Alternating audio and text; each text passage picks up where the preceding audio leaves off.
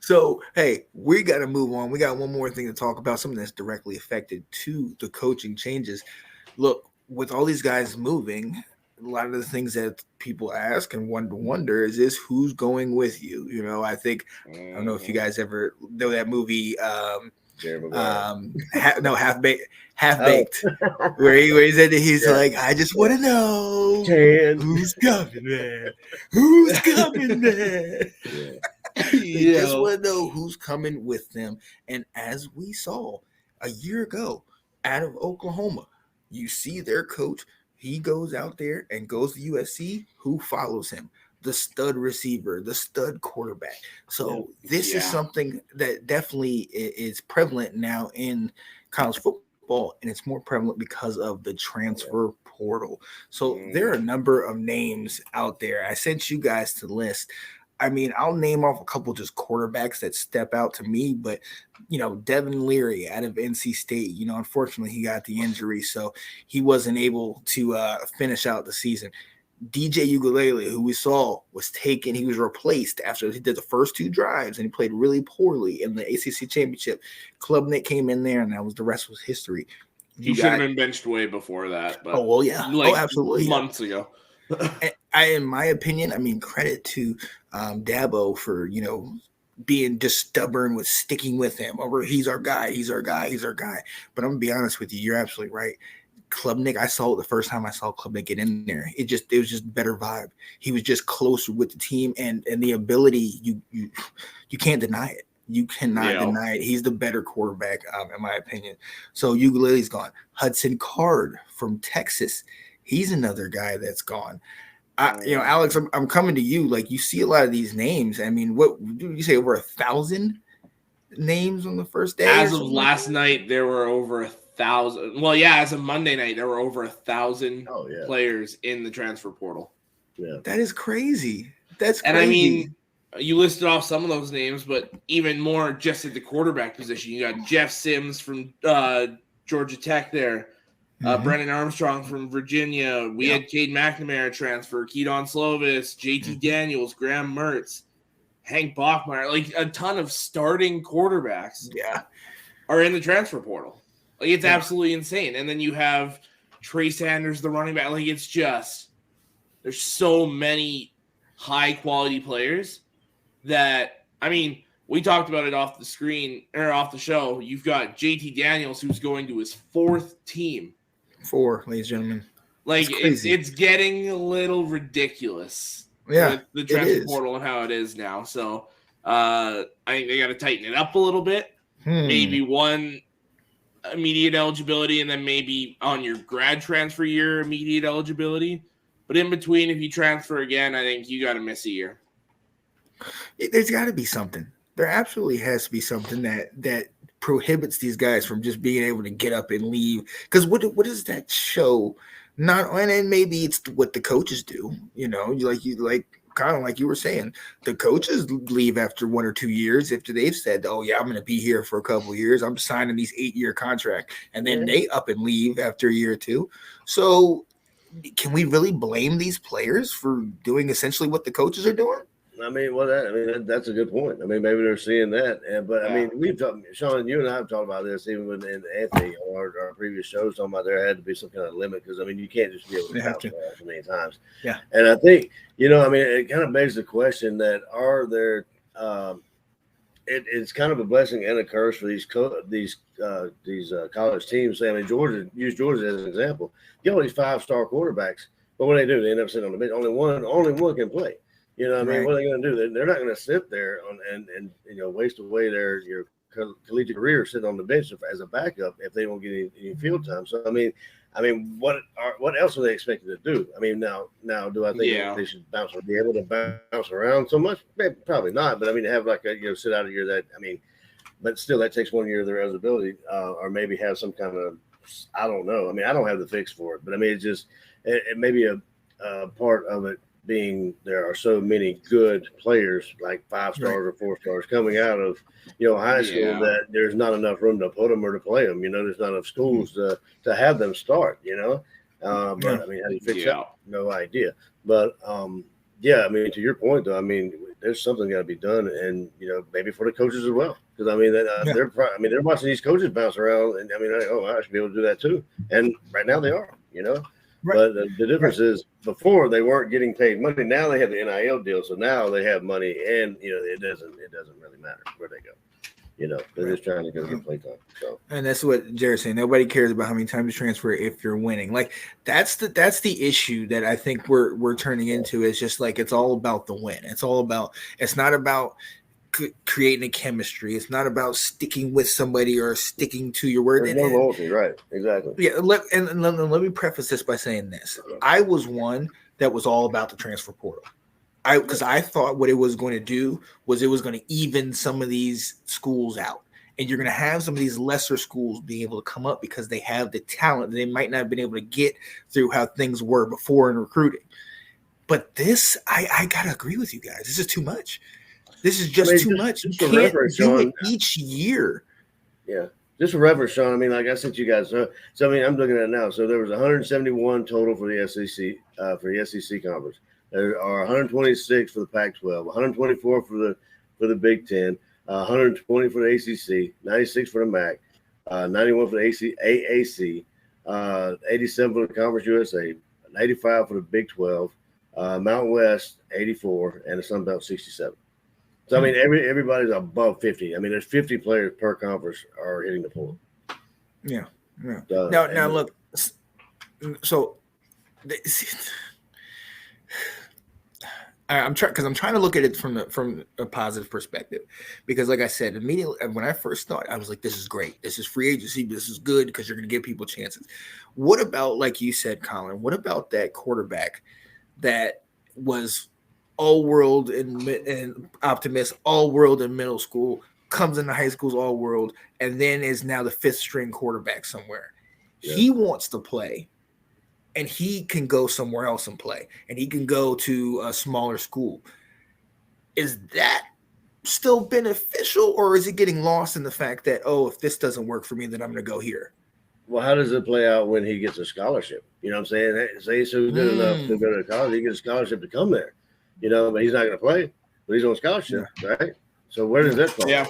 You know what I mean? That would be a big problem. I mean, he could go to a smaller school on scholarship as well. We may not be on the bigger stage that he would have been for this bigger school, but he would still get the playing time, but he won't be or get the quality education that he would get at this school compared to that one, or however you want to look at it. I mean, when you throw a scholarship in there, I think that's where it gets kind of left dicey.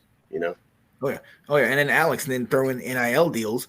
Then it gets real dicey, because now you're talking about, we don't know what's in the parameters of the deal, but some of these deals say, well, you got to stay here this many, years, or this many snaps you got to take, yada, yada, yada. So what does that say? Like, well, and then at the same time, say that the deal is for $1 million each year.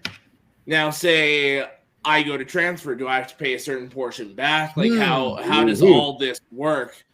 Like what's the terms in all these contracts? And then when you transfer, does your NIL deal transfer with you, or do you open up bidding again, essentially? Like, I mean, for me, where the whole issue with this is you look at, for example, USC, where you had a team that won 4 games last year, and you bring in a coach and he brings in 5 big-time players with them, and then obviously everyone else follows, and you bring that 4-win team to a 10, 11, 12-win team like that. Mm-hmm. Well, what happened to building these teams the right way?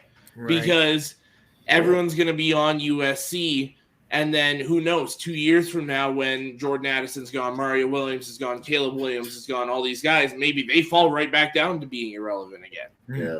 Like this, you don't build any consistency for these programs. I'm wondering if it will eventually turn into kind of like a LeBron situation with basketball, bringing all these players. Just keep building super teams, Yeah, you know what I'm saying?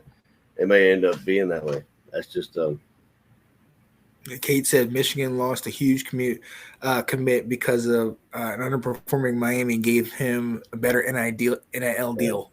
Money talks. Was that a $10 million guy? Yeah, we talked about that. Yeah, that was Look. insane. That's crazy. Never stepped foot on a collegiate football field. Hit 10 Never. Like, come on. He's making more than Trevor Lawrence is in an NFL season. That guy's making more in a college football season. Like, that's crazy. It's ridiculous. Yeah, so they got to put a cap on it. They have to put a cap on it. But I think to your point, but I do like Alex's idea with the paying the money back, or maybe putting a pause on the money if there's that kind of stuff. If you don't stick around, you have to stick around at least a year, maybe 2 years or whatever. Put that caveat, put that in the agreement or contract or whatever. Didn't they say that you had to wait a year if you transferred twice? It used to be that way. It used to be even if you transferred once, it used to be on a conditional basis that you got immediate eligibility. Right. Yeah. But it was after the there were people where they transferred because a family member was dying, and it was like, too bad you're sitting a year. Yeah, that's now it's like open the gates. Go where you want. Yeah, right. Do whatever. Yeah. Oh, you want to go here? You can play right away. Oh, you want to go here? Oh, this one didn't work. Go to another one. Like, right. It's quite ridiculous. I fear. See, this is where we have to get a cap on it, because I fear it gets to a point where it's like, oh, you had a terrible first 3 games. All right, we'll transfer over here, and you can play in week 9 now or something. And it's like in the same season you're playing for 2 different teams. It's like no. Well, like, all these players are so focused on getting to the NFL. Yeah. Well, what happens if you sit as the backup 1 year and you demand to get traded? Too bad. Sit your ass down. You're on a contract. Like, exactly. You're not learning anything for what you want your next level to be. Yeah. And even the NIL deals and that kind of stuff is kind of slowing that down, in my opinion. I mean, they're not rushing to get that bag from the NFL. They've already got that bag in college. It's not. It kind of makes you wonder how much of an importance is it. I'm not saying these players are love the game of football, but I mean some maybe not, maybe just going to play the money. But I know the majority don't. They love the game and want to make it to the NFL. But it just begs the question, But at the end of the day, I mean, all of us can say that give us pads, give us our youth, and we would do it for free every single day. Absolutely. But if you attach some money on that, and then I realized that place over there said they're going to give me more money for doing the same thing that I'm doing with you. Yeah, that's stuff that we didn't think about coming up, and now these young kids, and look, Colin, to your point, you've been talking about this since August. Mm-hmm. You know what I mean? We've been talking about it too, Alex, since August, and it's not going anywhere.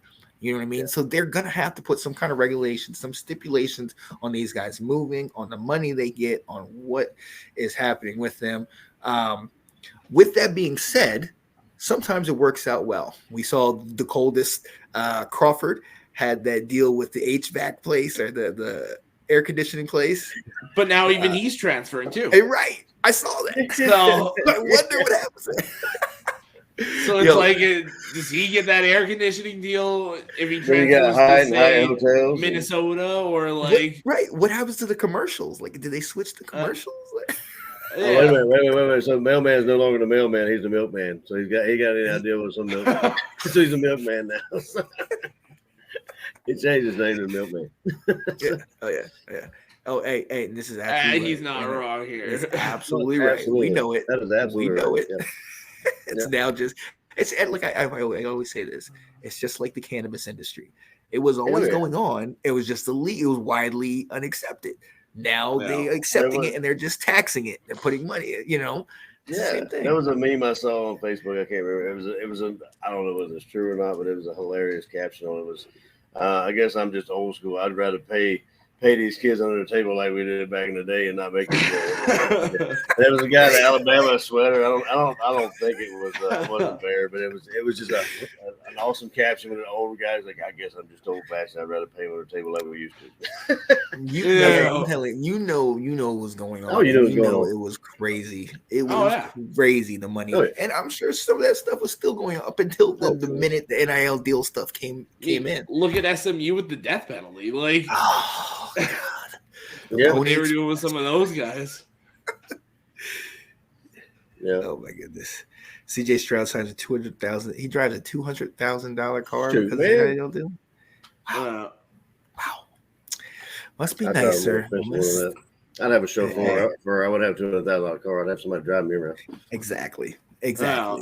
In my Hyundai, I'd be like, yeah, no, here you go. You got the keys. I'm sitting back here. A Hyundai limo. A Hyundai stretch. Right.